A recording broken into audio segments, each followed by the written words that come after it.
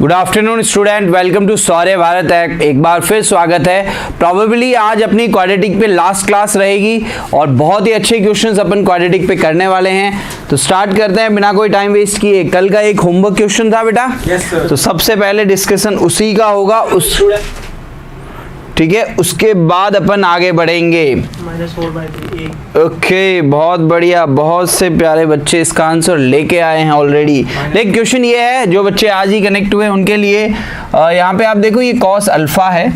cos alpha and cos beta are the roots of this quadratic equation, और ये है वो quadratic equation. Then what is the value of sec alpha into sec beta. Hindi में यदि cos alpha और cos beta, और साथ में ये भी बोला गया है कि अल्फा छोटा है बीटा से, ठीक है, और 0 से पाई के बीच में लाई कर रहे हैं, इसके अगर मूल है तो sec alpha into sec beta का मान क्या होगा। ठीक है, बहुत ही बेसिक ट्रिग्नोमेट्री लग रही है, त्रिकोणमिति भी लग रही है इसमें। सबसे पहले बात करें कि भाई क्वाड्रेटिक इक्वेशन है क्या। तो क्वाड्रेटिक इक्वेशन है 4x² - 3 = 0। इसके दो रूट्स हैं। कौन कौन है? पहला रूट है cos अल्फा और दूसरा रूट क्या है? cos beta. इस क्वाड्रेटिक इक्वेशन को मैं ऐसे भी लिख सकता हूं 4x² + 0 × x - 3 × 0 जनरल फॉर्म में। अब मुझे बताओ cos alpha into cos beta कितना होने वाला है? प्रोडक्ट ऑफ रूट, मूलों का गुणा होता है कि नहीं होता है? ठीक है, और यहाँ पे c का वैल्यू कितना है और a कितना है बेटा? 4। ठीक है, ये अपने पास इंफॉर्मेशन है। अब छोटी कक्षा में अपन ने एक चीज पढ़ी थी कि भाई क्या चीज पढ़ी थी अपन ने छोटी कक्षा में कि भाई cos x को मैं 1/sec x लिख सकता हूं कि नहीं लिख सकता। ठीक है, तो किसका मान पूछ रहा है? वो पूछ रहा है, किसका वैल्यू पूछ रहा है? sec alpha into sec beta. इस sec को बेटा मैं ऐसे लिख सकता हूं 1/cos अल्फा। इस sec बीटा को ऐसा लिख सकता हूं 1/cos बीटा। क्या ये डिनोमिनेटर में जो हर में जो चीज है उसका मान है? बिल्कुल है। क्या मान है? 4/1 -3/4। तो ये रेसिप्रोकल हो जाएगा, तो यहाँ पे -4/3। बेटा ये cos alpha into cos beta का वैल्यू क्या है? -3/4। फिर ये डिवाइड में है तो 4 ऊपर चला जाएगा, ये नीचे आ जाएगा। तो फाइनल आंसर इसका, what is the value of final answer? A। कितने बच्चों ने बेटा इसको सही कर लिया था? Very good. ठीक है, समझ में आया बेटा? बेसिक ट्रिग्नोमेट्री है। cos को 1/sec, cos का रेसिप्रोकल कौन होता है? sec। तो देख cos अल्फा cos बीटा का वैल्यू जो होता है उसका रेसिप्रोकल कर दे, ये sec अल्फा sec बीटा का वैल्यू। तो ट्रिक ये है, जो भी इसका वैल्यू आया sec में पूछ रहा है, रेसिप्रोकल कर दे। मेरे हिसाब से किसी स्टूडेंट को कोई डाउट नहीं है बेटा। आपका क्लियर है? बहुत ही इजी क्वेश्चन था, बहुत ही सिंपल क्वेश्चन है बेटा।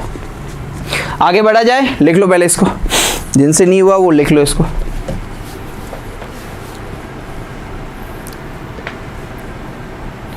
ठीक है, अब पीडीएफ का भी हो जाएगा बेटा। ठीक है सर, एक वो सेव वाला ट्राई करो सर, बटन सेव वाला, क्रॉस की जगह सेव दबा के देखो। ये हाँ, ये तो पीडीएफ बनेगी सर। ठीक है, देख लेंगे, टेक्निकल टीम में अपनी बता देगी।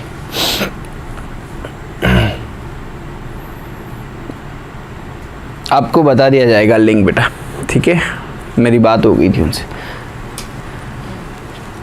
चल भाई, ये बहुत ही सिंपल सा क्वेश्चन था, बहुत ही बेसिक क्वेश्चन था। अगर आपने लिख लिया है तो फिर आगे बढ़े। Yes sir. ठीक है, नेक्स्ट क्वेश्चन आप लोगों के सामने ये रहा बेटा। नेक्स्ट क्वेश्चन आप लोगों के सामने ये रहा। बताओ भाई, ये जो क्वेश्चन है वो थोड़ा और अच्छा क्वेश्चन है। ठीक है, आप इसको पढ़ो अच्छे से। ठीक है, और मीडियम की कोई प्रॉब्लम नहीं होगी। यहाँ तक इंग्लिश मीडियम में ये है, बाद में हिंदी मीडियम से स्टार्ट होता है। और इस तरह के क्वेश्चंस आ जाए तो कैसे डील करना, एक बार इसको रीड करो बेटा आप लोग।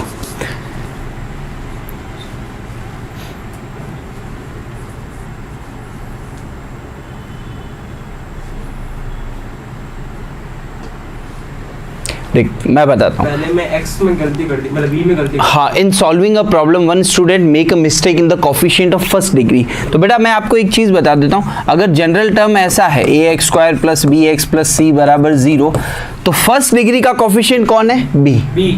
फर्स्ट डिग्री मतलब जिसकी घात एक हो, ठीक है, और उसको दो रूट मिले। फर्स्ट डिग्री उसने गलत लिखा और उसको क्या रूट मिले? Made a mistake of first degree term obtain -9 and -1 for the roots. Another student make a mistake in the constant term.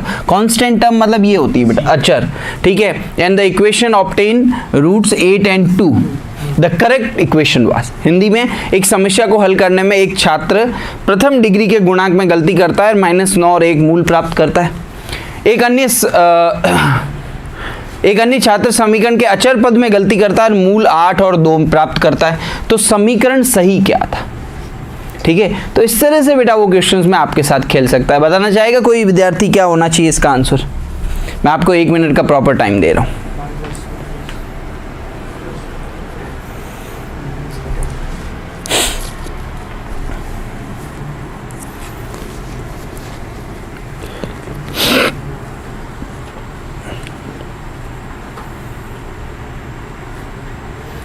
एक फर्स्ट डिग्री में कोफिशिएंट में एरर करता है, एक कांस्टेंट टर्म में। और नहीं लग रहा आइडिया तो कोई बात नहीं, अपन टाइम को किल नहीं करते, मैं यहाँ पे बता दूं। ठीक है बेटा, ये बहुत ही अच्छा सवाल है। देख अपन क्या करते हैं, फर्स्ट स्टूडेंट की कहानी पे आ जाते हैं। पहले स्टूडेंट ने क्या किया, किस में गलती की बेटा? उसने बी में। तो मतलब मैं ये बोल रहा हूँ कि एक्चुअल इक्वेशन ये थी मान लो, तो उसका मतलब उसने ए और सी तो सही लिखा कि नहीं लिखा बेटा, मुझे बताओ। बी की जगह उसने कुछ गलत वैल्यू ले ली, जैसे मैंने बोला b-x ले लिया, ये गलत वैल्यू है। अब मुझे बता इस केस में उसको क्या रूट्स मिले, क्या मूल मिले? -9 और -1। अच्छा मुझे एक बात बताओ, मूलों का गुणा, रूट्स का प्रोडक्ट क्या क्या फॉर्मूला होता है? c/a। c करेक्ट वैल्यू है, a करेक्ट वैल्यू है, तो मैं बोल सकता हूं इस केस में ये जो भी रूट मिले उसका प्रोडक्ट जो है, उसका जो गुणा जो है वो कितना मिला मुझे? 9। और प्रोडक्ट यहां होता क्या है? a और sorry not it's a, it's c by a का जो मल्टीप्लाई है वो 9 मिला। और ये प्रोडक्ट बिल्कुल सही है कि नहीं है बेटा? अच्छा ये गुणा बिल्कुल सही है, योग सही क्यों नहीं है? क्योंकि सर सम का फॉर्मूला होता है -b/a, और b इस भाई ने गलत लिया, पहले स्टूडेंट ने b में ही एरर की, तो इसका मतलब इनका प्रोडक्ट सही है, क्योंकि उसमें गलती किसने की बेटा? उसमें b ने। b का कोई रोल नहीं है प्रोडक्ट में, ठीक है। और दूसरे स्टूडेंट ने क्या किया? दूसरे स्टूडेंट ने सी में गलती की, तो मुझे बताओ ए और बी तो उसने सही लिखा, सी में गलती की कि नहीं की? और उसको क्या क्या रूट्स मिले? उसको पहला रूट मिला 8 और दूसरा रूट मिला 2। तो मुझे बताओ इस केस में प्रोडक्ट करेक्ट मिलेगा कि सम करेक्ट मिलेगा? योग करेक्ट मिलेगा, क्योंकि सम ऑफ द रूट्स क्या होते हैं? सम का फॉर्मूला जो है वो क्या होता है? वो होता है -b/a। इस दूसरे विद्यार्थी ने a और b बिल्कुल सही लिया, c में गलती की, ठीक है। तो मुझे बताओ सम कितना मिलेगा? तो सर इनका सम मतलब योग कितना मिल जाएगा भाई? योग 10 मिल जाएगा। मतलब मुझे ये पता चल गया कि जो करेक्ट इक्वेशन था उसका सम 10 है, उसका योग 10 है। किसका सम बेटा? रूट्स का। और उनका प्रोडक्ट कितना है बेटा? 9। अगर मुझे करेक्ट इक्वेशन में ये दो चीजें पता है कि भाई सम जो है वो 10 है, प्रोडक्ट जो है वो 9 है, तो मुझे बताओ मैंने इक्वेशन निकालनी सिखाई थी, क्या बताई थी मैंने? x square minus sum of the roots into x plus product of the root. यहाँ पे क्या आता है बेटा? प्रोडक्ट। ठीक है, हिंदी मीडियम के बच्चों को भी कोई समस्या नहीं होनी चाहिए बेटा। x स्क्वायर माइनस मूलों का योग गुणा x प्लस मूलों का गुणा। अब मुझे बता x स्क्वायर सम कौन सा करेक्ट मिला? ये रहा 10x। मिला कि नहीं मिला बेटा? सम कौन सा करेक्ट मिला? 10x। भाई सम 10 है इंटू x और ये नेगेटिव साइन। प्रोडक्ट कौन सा करेक्ट मिला बेटा? 9। अब मुझे बता मेरे भाई ऐसा कौन सा ऑप्शन बोल रहा है? तो इस क्वेश्चन का सही आंसर क्या होने वाला है? सी। तो कितना भी घुमा दे अपने को परेशान नहीं होना बेटा, क्वेश्चन बहुत ही ईजी है, फर्जी सवाल है बेटा, लिख लो इसको। ठीक है, तो बस ध्यान रखना है कांस्टेंट टर्म अगर गलत की है तो सम सही होगा, फर्स्ट डिग्री का टर्म्स अगर कोफिशिएंट गलत किया है तो प्रोडक्ट सही होगा। दोनों बच्चे ने एक एक जानकारी दे दी, उससे अपन ने इक्वेशन बना दी।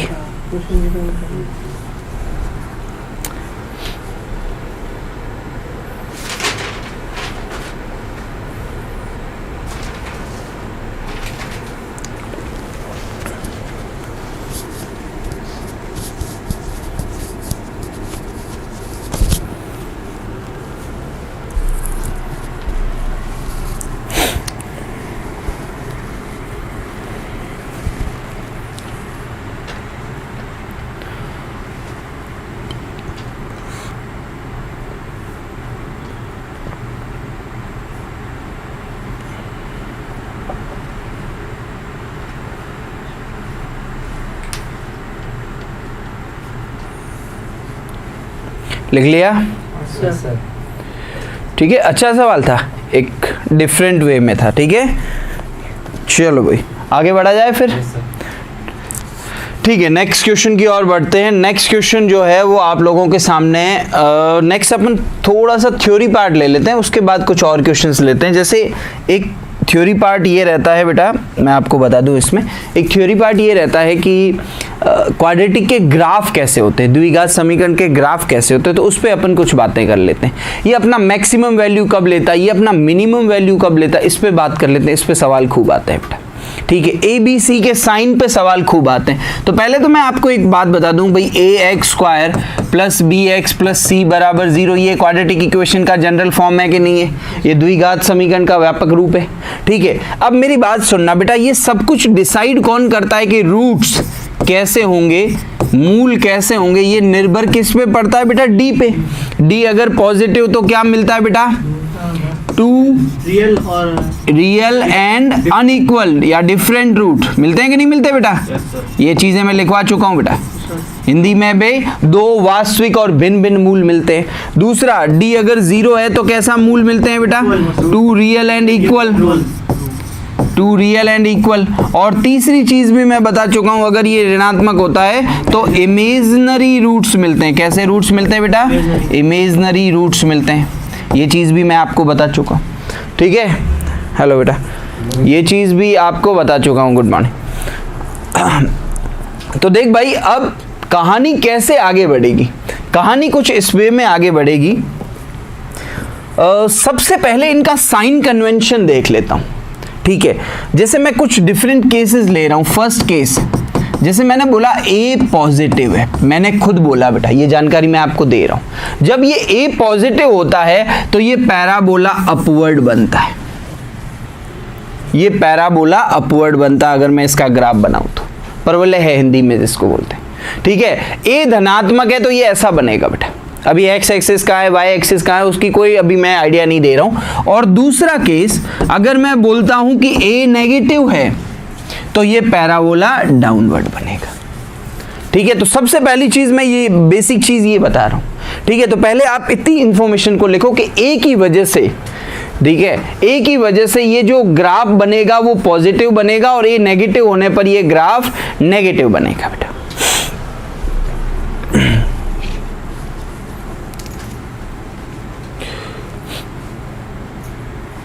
लेट कैसे हो बेटा?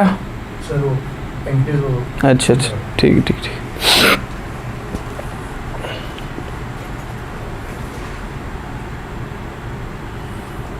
अभी मैंने बी सी डी इसके साइन के बारे में कोई बात नहीं की, मैंने ये बताया कि ए अगर पॉजिटिव है तो पैराबोला अपवर्ड बनेगा और ए अगर नेगेटिव है तो पैराबोला डाउनवर्ड। परवलय है वो उसकी दिशा धनात्मक वाई एक्सिस की तरफ खुला होगा और ए नेगेटिव है तो ऋणात्मक वाई एक्सिस की तरफ। वाई एक्सिस में होगा, एक्स एक्सिस में होगा? नहीं बेटा, ये ग्राफ है, ऐसे नॉर्मली इस तरह के पैराबोलाज होंगे। अभी बेटा, अभी बाकी साइन पे भी डिपेंड करता है, ये इस तरह का होगा या इस तरह का भी हो सकता है, बीच में से भी हो सकता है, अभी कैसे भी हो सकता है, लेकिन ये पॉजिटिव एक्स एक्सिस की तरफ ओपन होगा जब ए पॉजिटिव और ये नेगेटिव एक्स एक्सिस की तरफ। पर -8 तो सर वो गलत नहीं होगी इक्वेशन? क्यों गलत क्यों हो जाएगी? क्वाड्रेटिक इक्वेशन में ऐसा किसने बोला कि ए का वैल्यू नेगेटिव नहीं हो सकता? मैंने जब बताया था, अच्छा, 0 नहीं हो सकता। हाँ, 0 नहीं हो सकता। ए इज अ रियल वैल्यूज, ये वास्तविक मान कुछ भी हो सकते हैं, तो वास्तविक में माइनस भी आता है बेटा। ठीक है, तो ऐसी कोई दिक्कत नहीं है। चलो भाई, आई थिंक ये सब ने लिख लिया होगा। अब मैं थोड़ा और साइन कन्वेंशन पे और डेप्थ में जाता हूँ बेटा। ठीक है बेटा, जैसे मैंने अलग अलग कंडीशंस ले रहा हूँ, अलग अलग केसेस ले रहा हूँ, यहाँ पे अलग अलग अपन केसेस ले लेते हैं। पहला केस मैंने लिया कि मैंने फिक्स कर दिया कि भाई ए तो पॉजिटिव है ही, ठीक है, और साथ ही साथ मैंने ये बताया कि डी नेगेटिव है। डी कैसा है बेटा? नेगेटिव। डी नेगेटिव होने का मतलब क्या? रियल रूट्स मिलते हैं क्या? इमेजिनरी। और रूट का मतलब क्या होता है बेटा? इसको मैं एक बार और बताता हूं, रफली बात को समझना। रूट का मतलब होता है, जैसे ये ग्राफ है y = ax² + bx + c = 0, और इसको अपन है ना ज्योमेट्री में और पढ़ेंगे बेटा, पैराबोला में। ठीक है, मुझे बताओ रूट का मतलब आपको क्या समझ में आता है? रूट का मतलब है कि ये वैल्यू किसके इक्वल होनी बेटा? 0 के इक्वल। और y की वैल्यू 0 कब होती है? जब वो ग्राफ x एक्सिस को टच करता है। बात को समझो बेटा, इसका रूट का मतलब भी ये है कि वो ग्राफ किस x को टच करेगा? x एक्स को। भाई ये चीज 0 होती है, यही तो रूट होता है। जैसे अगर मैं आपको बोलूं और इजी वे में बताऊं, जैसे मैंने बोलूं x² + 5x + 6 बराबर, अगर ये एक फंक्शन है तो मुझे बताओ f ऑफ, समझना बेटा, f ऑफ -3 कितना होगा? 9 - 15 + 6 9 - 15 + 6 कितना होगा बेटा? 0। क्योंकि इसके दो रूट मिलते हैं बेटा, एक -3 मिलता है और एक -2 मिलता है, इसलिए मैं इसकी बात कर रहा हूं। मुझे बताओ अगर f ऑफ -3 0 है तो ये जो fx है ये कौन सा ग्राफ लेता है? y एक्सिस लेता है। तो जब मैं, ये बेटा किसका वैल्यू है? ये तो सर x का वैल्यू। जब मैं x का वैल्यू -3 रखूंगा तो y क्या होगा? 0। तो ये ग्राफ कुछ ऐसा निकलेगा, और -2 रखूंगा तब भी 0, मतलब ये ग्राफ ऐसा निकल जाएगा बेटा। तो ये जो पॉइंट है ये रूट्स होते हैं कि नहीं होते हैं बेटा? ये जो पॉइंट्स है वो रूट्स होते हैं, ये जो पॉइंट्स है वो मूल होते हैं बेटा। जब भी ग्राफ x एक्सिस को टच करता है ना, वही उसका सॉल्यूशन होता है। तो जो फर्स्ट केस मैं ले रहा हूं बेटा, क्या हो गया? जादू। चलो बेटा, हाँ, जो मैं फर्स्ट केस ले रहा हूं, फर्स्ट केस मैंने अभी क्या लिखाया बेटा कि a ग्रेटर देन 0 और d लेस देन 0। मुझे बताओ d जब लेस देन 0 होता है तो कोई रूट मिलता है क्या? नहीं मिलेगा। तो मुझे बताओ कि ये जो ग्राफ होगा ना बेटा, ये ग्राफ हमेशा x एक्सिस के ऊपर रहेगा। अब मुझे बताओ एक भी ऐसा पॉइंट है जो x एक्सिस को टच कर रहा है? और टच करता तो रूट मिल जाता। दूसरी स्थिति देखना बेटा, अगर मैं बोलता हूं कि a तो पॉजिटिव है लेकिन d 0 है। जब a पॉजिटिव है d 0 तो कितने रूट्स मिलते हैं? दो मिलते हैं, लेकिन दोनों सेम होते हैं। मतलब ये एक ही पॉइंट पे इसको टच करके जाएगा। कितने पॉइंट पे इसको टच करके जाएगा? Single point. कहानी समझ में आ रही है? Yes, कितने पॉइंट पे? क्यों? क्योंकि यहाँ पे अल्फा और बीटा बराबर है, दो इक्वल रूट मिलते हैं। ठीक है। और अगर मैं बोल दूं तीसरी स्थिति, मैं बोलूं a तो ग्रेटर देन 0 है और d भी ग्रेटर देन 0 है, तो ये x एक्सिस है बेटा। ये कौन सी एक्सिस है? y एक्सिस अभी मैं नहीं बना रहा हूं क्योंकि ये इसकी पोजीशन b और c पे भी डिपेंड करती है। तो यहाँ पे जब d ग्रेटर देन 0 है तब कितने रूट्स मिलेंगे बेटा? 2। तो 2 पॉइंट्स पे टच करके जाएगा कि नहीं जाएगा बेटा? तब 2 रूट्स मिलेंगे, क्योंकि d कैसा है बेटा? लिखते हैं ना बेटा, जब d 0 से बड़ा हो तो 2 रियल एंड डिफरेंट रूट्स मिलते हैं, 2 वास्तविक और भिन्न भिन्न मूल प्राप्त होते हैं। यहाँ पे मूल प्राप्त होने का मतलब ये है कि वो x एक्सिस को टच करेगा। ये सेम 3 स्थिति है बेटा। जब मैं ये केस नंबर 4 की बात करूं, a नेगेटिव, बेटा अगर ये चीज़ें समझ में आ गई ना तो इस पे जो क्वेश्चन पूछे गए हैं वो मैं अभी जस्ट लेके आया हूँ, बहुत ही इजीली आप इसको सॉल्व कर सकते हैं। ए मैं नेगेटिव ले रहा हूँ, डी भी मैं नेगेटिव ले रहा हूँ। ए नेगेटिव पे मैंने बताया था कि पैराबोला नीचे की तरह बनता है, और डी नेगेटिव मतलब एक्स एक्सिस को कभी छुएगा ही नहीं, तो ये इस तरह का बनेगा। दूसरा केस नंबर 5, 5वां केस बेटा, ए नेगेटिव और डी 0, तब बेटा ये नेगेटिव एक्सिस की बनेगा लेकिन सिर्फ सिंगल पॉइंट पे टच करके जाएगा। और लास्ट केस, केस नंबर 6, जब मैं बोल रहा हूं ए भी नेगेटिव लेकिन डी पॉजिटिव, तो ये एक्स एक्सिस को 2 अलग अलग पॉइंट पे टच करके जाएगा, क्योंकि 2 रियल रूट्स यहाँ पे अपने को मिलते हैं बेटा। तो ये 6 अलग अलग डायग्राम है, इसको बनाओ, इससे रिलेटेड और बातें बेटा अभी होगी।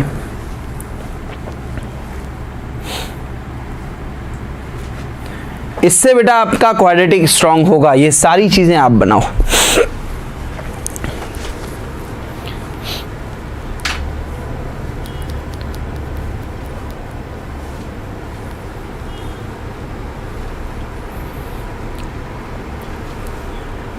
तो ए पॉजिटिव पे भी 3 रहता है क्योंकि डी पॉजिटिव नेगेटिव और 0 भी हो सकते हैं, और ए नेगेटिव पे भी 3 रहता है क्योंकि डी पॉजिटिव नेगेटिव और 0 हो सकते हैं। डी ग्रेटर देन 0 का मतलब है 2 रूट्स मिलते हैं, तो देख बेटा 2 रूट्स मिल रहे हैं। डी इक्वल्स टू 0 का मतलब 1 रूट मिल रहा है, और रूट मिलने का मतलब है ग्राफ को एक्स एक्सिस को छूना, बस यही है।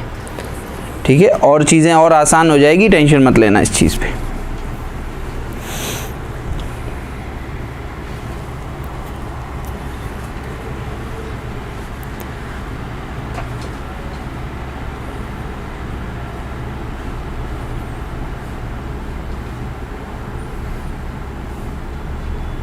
ये 6 की 6 स्ट्रक्चर क्लास में ही माइंड में बिठाओ बेटा।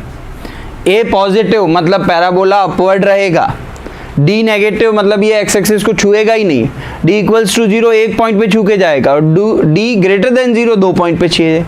ए नेगेटिव मतलब ये एक्स एक्सिस में नीचे ही रहेगा, या मतलब एक्स एक्सिस की तरफ नेगेटिव, वाई एक्सिस की तरफ इसका मुंह खुला रहेगा।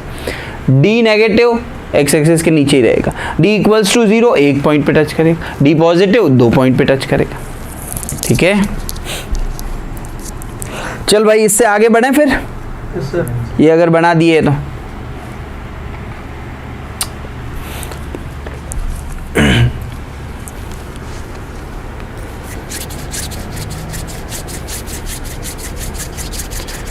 आपको समझ में आ रहा है बेटा? क्लियर है? ठीक है, चल भाई आगे बढ़ते हैं फिर। इसके बाद जो है ना इस पर अपन थोड़ा और इसको डेप्थ में देखने की कोशिश कर रहे हैं यहाँ पे। जैसे मैं इस क्वेश्चन से पहले बेटा अपन बात करें, मैं यहाँ पे आपके सामने एक और चीज़ लेके आता हूँ। जैसे मैं आपके सामने एक चीज़ ये लेके आता हूँ बेटा कि fx इक्वल्स टू, बेटा ग्राफ में आपको आइडिया है, 10वीं कक्षा में अपन ने ग्राफ बनाए थे पहली बार, 9th में भी बनाए थे। तो फंक्शन जो है वो y एक्सिस लेता है बेटा ये वैल्यू। बेटा ये c का क्या इंपॉर्टेंस है इसको अपन पहले समझते हैं, फिर a b c सबके साइन पे आ जाएंगे।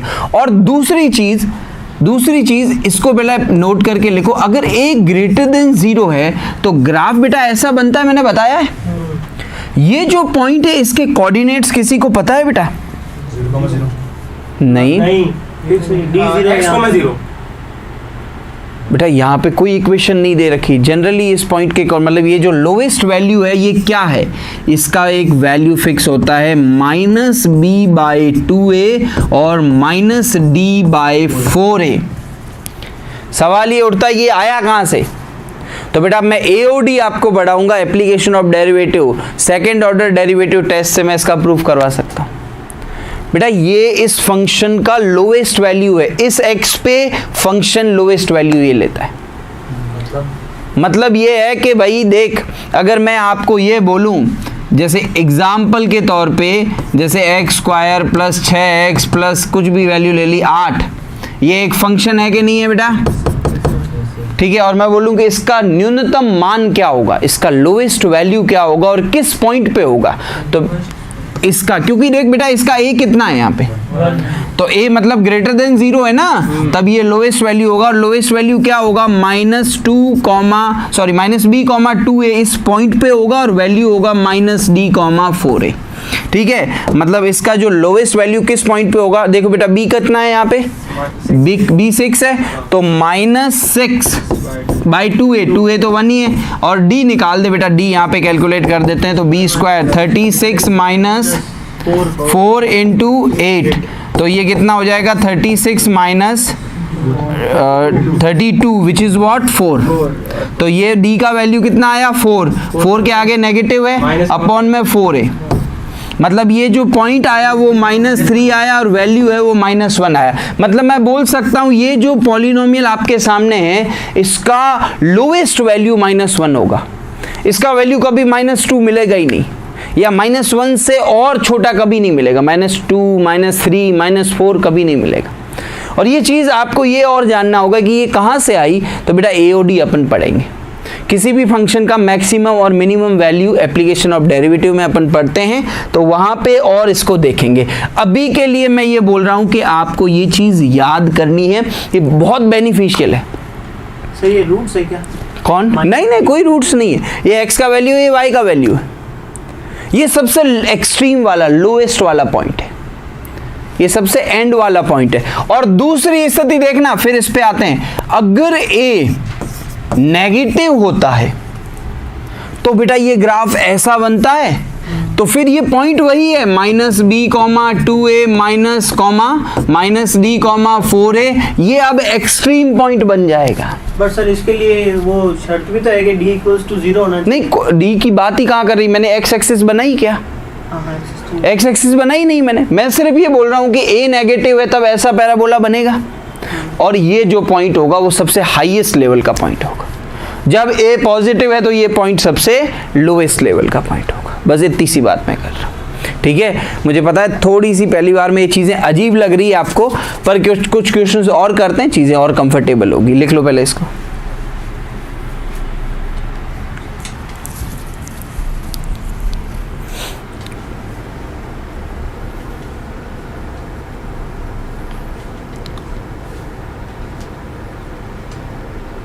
ये वैल्यू बहुत इंपॉर्टेंट है, इसको मेमोराइज कर लेना अभी के लिए, ठीक है। और बाद में इसका प्रूफ मैं एओडी पे बता दूंगा बेटा।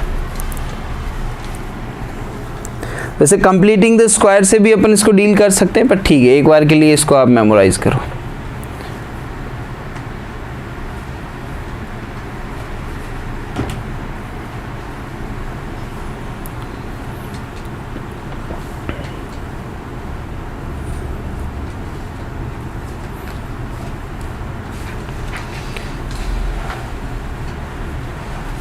मतलब इतनी इंफॉर्मेशन का फायदा क्या हुआ, मैं एक क्वेश्चन देके आपको बताता हूँ। और इस तरह के खूब क्वेश्चंस पूछे गए हैं बेटा। सिर्फ इतनी सी इंफॉर्मेशन जो है ना, ये 2 पॉइंट, इसका क्या बेनिफिट है ये एक मैं आपको क्वेश्चंस के थ्रू समझाता हूँ।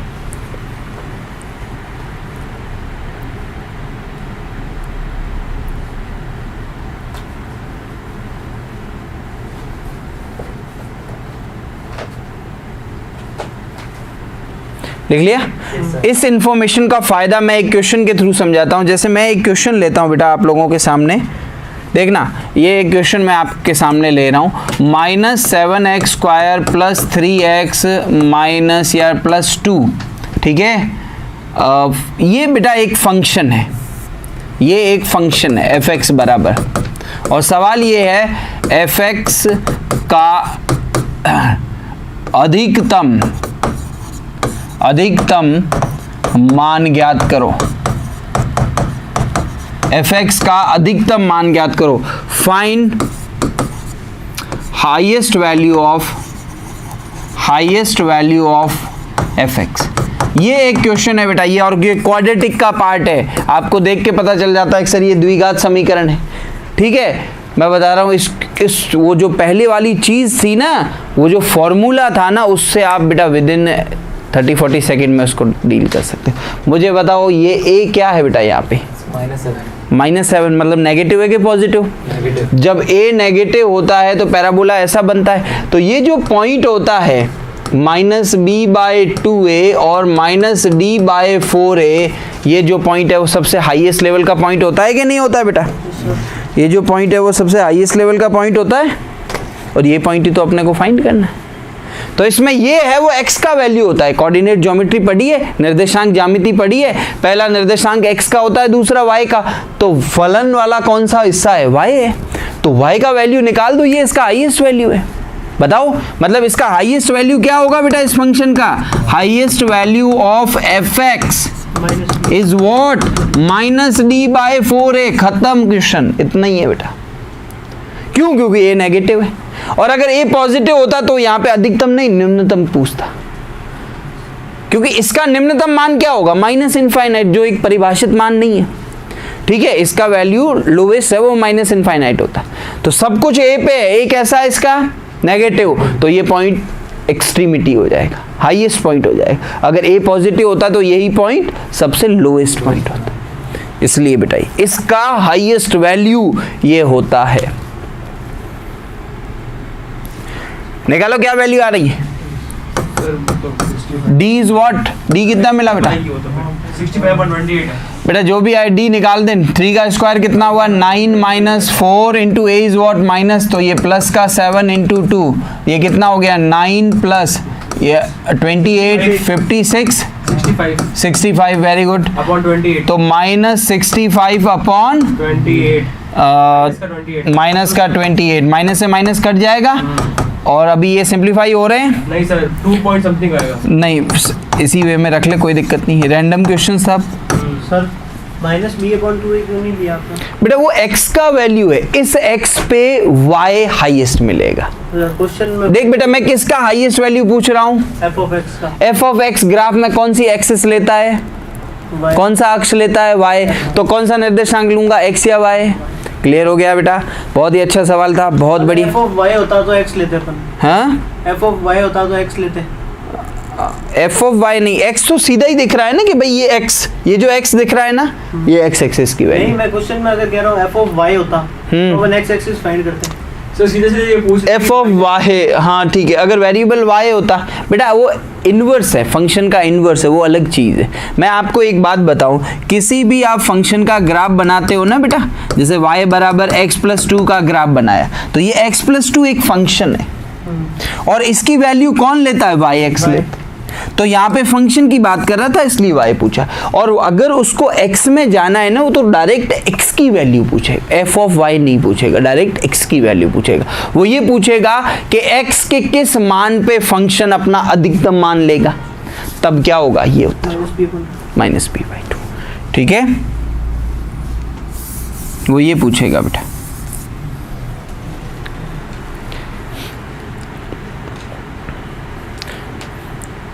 मैं आप लोगों को आज शीट भी देने वाला हूँ बेटा क्वाड्रेटिक की, जिसको आपको सॉल्व करनी। तो इसका हाईएस्ट वैल्यू इस फंक्शन का 65/28 है, 65/28 है। आगे बढ़ा जाए, ठीक है।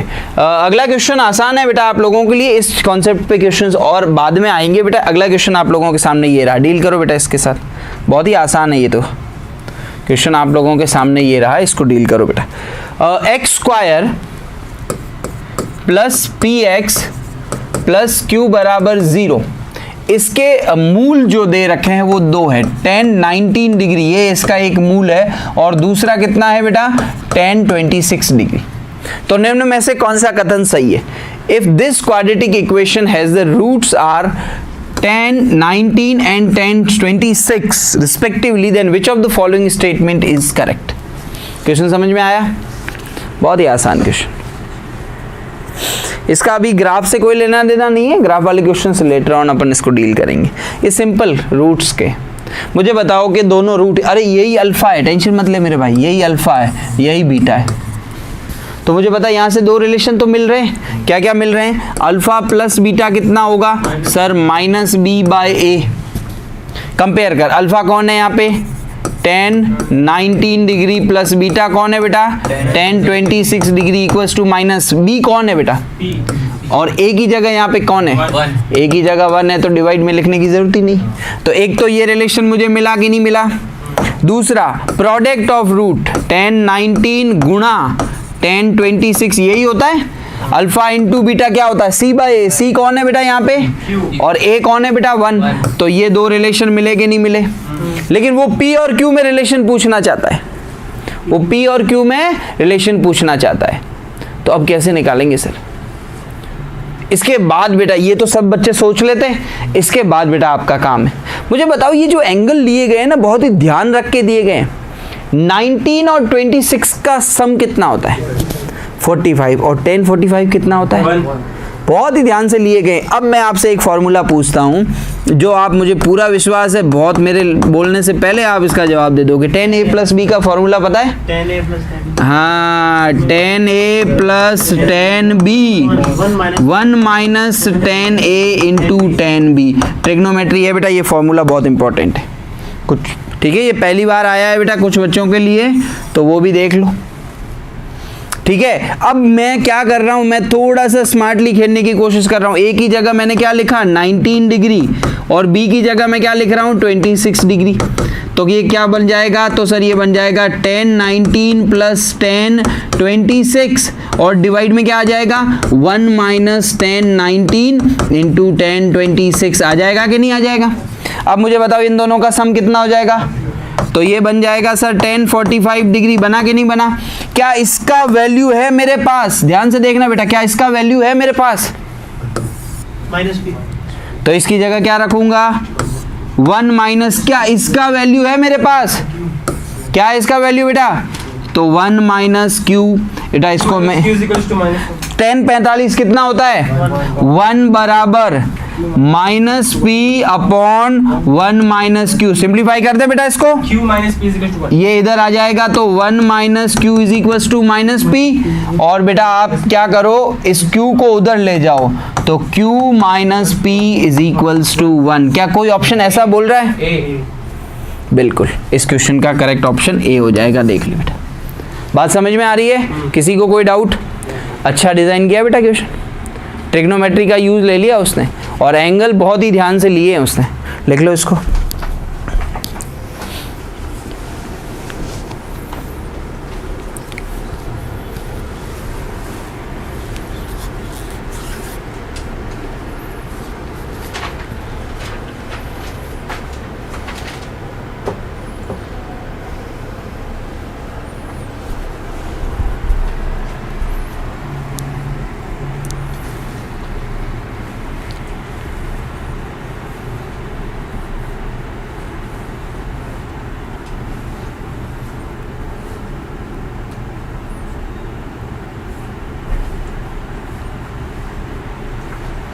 ये फॉर्मूला याद कर ले बेटा, अभी ट्रिग्नोमेट्री में और बहुत सारे फॉर्मूले, 31 फॉर्मूले लिखवाऊंगा, ठीक है? दिख नहीं रहा? ये चीज़ पहली बार है तेरे लिए, आर्ट से ना।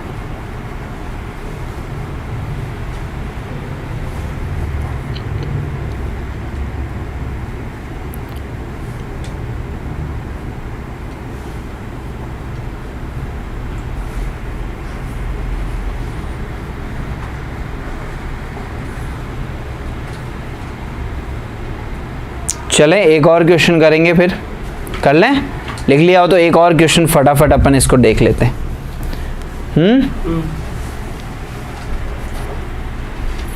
लास्ट 30 सेकेंड, जल्दी लिखो बेटा।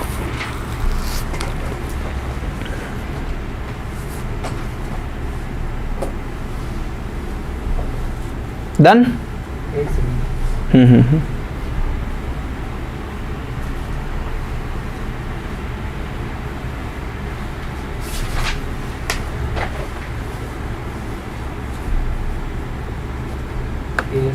इजी। चलो अगला सवाल बेटा आप लोगों के सामने ये रहा, बताओ इस क्वेश्चन का सही आंसर क्या होगा। ये भी बहुत अच्छा सवाल है, इस तरह के क्वेश्चन एनडीए एक्स ग्रुप सब जगह पूछे जाते हैं बेटा।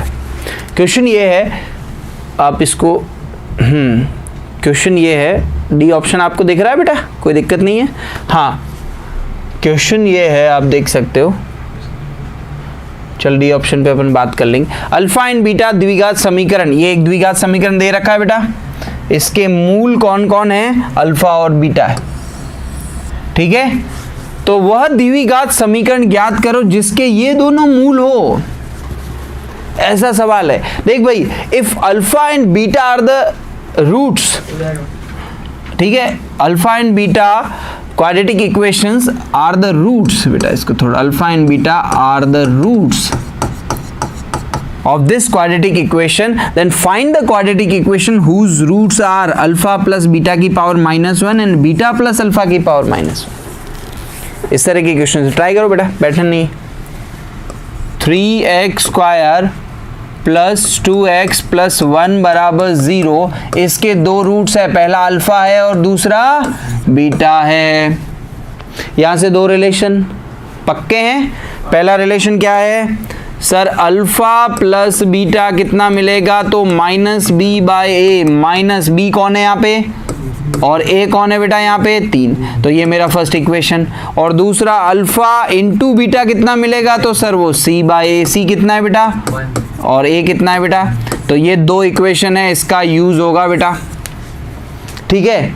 अब मुझे बताओ कि मुझे वो इक्वेशन फाइंड करनी है जिसका पहला रूट्स क्या है, वो इक्वेशन फाइंड करनी है जिसके रूट्स क्या है? अल्फा प्लस बीटा की पावर -1 और अगला क्या है बेटा? बीटा प्लस अल्फा की पावर -1। ये दोनों रूट वाली समीकरण वाला इक्वेशन क्या होगा? तो ये दोनों रूट हैं। अब मुझे बता, जब अपने को रूट्स दे रखे हो, अपने को जब मूल दे रखे हो, तो समीकरण कैसे बनाते हैं बेटा? याद है? समीकरण मतलब इक्वेशन कैसे बनाते हैं? X square minus sum of the roots into X plus product of the root. ये फॉर्मूला अपन ने पढ़ा है सॉरी।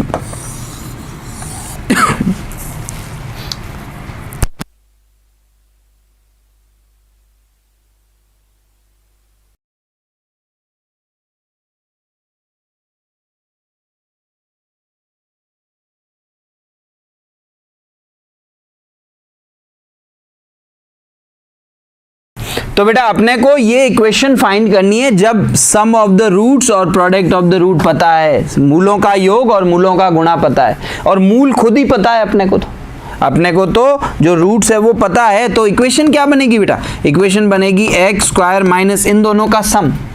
अब देख बेटा ये बीटा की पावर -1 है, इसको मैं क्या लिख सकता हूँ?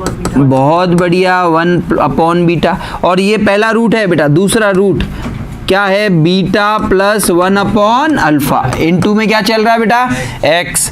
ये तो हो गया सम प्लस प्रोडक्ट, इन दोनों का गुणा। तो पहला रूट क्या है? अल्फा प्लस 1 अपॉन बीटा, और दूसरा क्या है बेटा? Beta plus 1 upon alpha. और बराबर में कौन है भाई?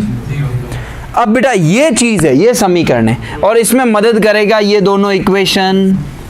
तो इसको थोड़ा रीअरेंज कर लेते हैं, इसको थोड़ा व्यवस्थित कर लेते हैं। देख भाई एक्स स्क्वायर माइनस, इसमें मैंने क्या किया? अल्फा प्लस बीटा को एक साथ लिख लिया, और 1 अपॉन अल्फा और 1 अपॉन बीटा को एक साथ लिख लिया। 1 upon alpha plus 1 upon beta को एक साथ लिख लिया। इसमें इसको मल्टीप्लाई किया, अल्फा इंटू बीटा, अल्फा और 1 बाई अल्फा मल्टीप्लाई होके क्या मिलेगा बेटा?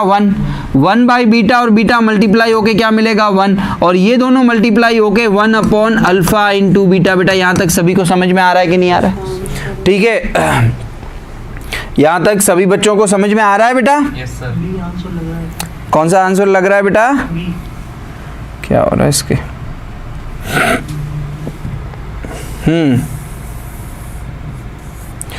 चलो बेटा यहाँ तक अपन पहुंच गए। इसके बाद बस इसकी वैल्यूज पुट कर देते हैं, क्योंकि अपने पास अल्फा इंटू बीटा और अल्फा बीटा की वैल्यूज है बेटा अपने।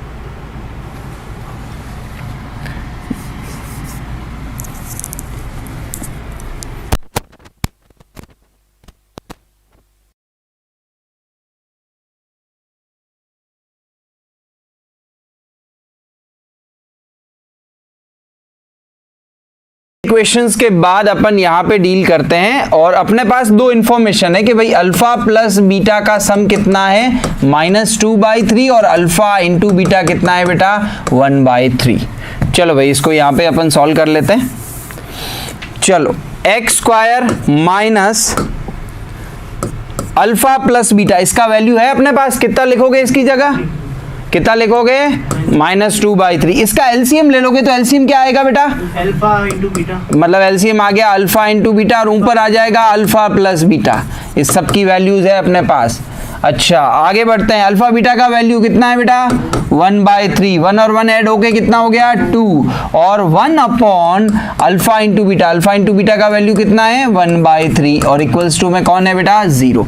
तो अब और जिसकी वैल्यूज रह गई है वो लिख लेते हैं। -2/3 अल्फा प्लस बीटा कितना है?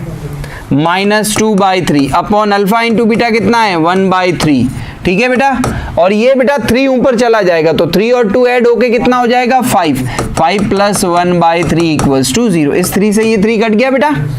तो अपने पास फिर फाइनल क्या रिजल्ट आ रहा है? तो फाइनल रिजल्ट आ रहा है एक्स स्क्वायर माइनस, इस दोनों को अंदर ही सॉल्व कर देते हैं। एलसीएम आ जाएगा 3, यहाँ पे -2, और ये देख बेटा -2 और 3 मल्टीप्लाई होके -6, प्लस ये बेटा 15 प्लस 1/3। एलसीएम लिया है और कुछ नहीं बेटा। अब सबका एलसीएम ले लें। सबका एलसीएम कितना आ जाएगा? 3, और 3 इस 0 के साथ मल्टीप्लाई होके 0 बन जाएगा। तो क्या बनेगा? 3x square plus 8x plus 16 is equals to 0। कौन सा ऑप्शन ऐसी बातें कर रहा है बेटा?